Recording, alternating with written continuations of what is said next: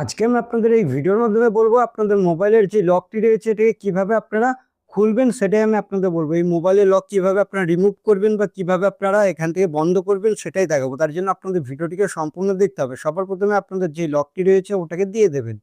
আপনার মোবাইলের লক যদি আপনারা এখান থেকে পাল্টাতে চান বা আপনার মোবাইলের লক যদি একবার রিমুভ করতে চান তাহলে কিভাবে করবেন? তার জন্য আপনাদের মোবাইলের যে সেটিংসের অ্যাপটি রয়েছে ওই সেটিংসের অ্যাপটিকে আপনাদের এখান থেকে ওপেন করে নিতে হবে। আমি এখানে কি করব, মোবাইলের যেই সেটিংসের অ্যাপটি রয়েছে ওই সেটিংসের অ্যাপটিকে আমি এখান থেকে ওপেন করছি, আপনারা ওপেন করে নেবেন। এবার এখানে যখনই ওপেন করবেন, ওপেন করার পর এখানে আপনাদের কি বলেছে, এখানে একটু উপরের দিকে তুলবেন। তোলার পর এখান থেকে একটা অপশন পেয়ে যাবেন, কি এখানে দেখতে পারবেন আপনাদের এই সিকিউরিটি সেটিংস, এই অপশনটিতে ক্লিক করবেন। এই সিকিউরিটি সেটিংস লেখা রয়েছে, এই অপশনে আমি ক্লিক করছি, আপনারা ক্লিক করে দেবেন।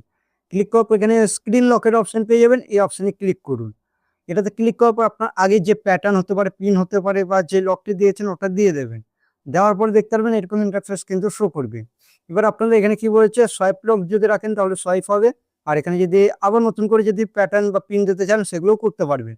এবার যেহেতু আমি কোনো প্রকার লক রাখবো না, শুধু এখানে নন এটা সিলেক্ট করবো আর রিমুভ করে দিচ্ছি আমার যে লকটি ছিল। তাহলে এখান থেকে দেখতে পারবেন আমার সেই লক কিন্তু সরে গেল বা কোনো প্রকার কিন্তু আমার এই মোবাইলে লক নেই। এবার যখন আমি এটা লক করবো এরকম হবে, যখন খুলবো তখন এরকম খুলে যাবে। কোনো লক নেই আমার মোবাইলে। আশা করছি বোঝাতে পারলাম। ভিডিওটি ভালো লাগলে অবশ্যই ভিডিওটিকে লাইক করবেন, আর এই চ্যানেলটিতে নতুন আসলে চ্যানেলটি করতে অবশ্যই আপনারা সাবস্ক্রাইব করবেন। ভিডিওটা এখানে শেষ করবেন।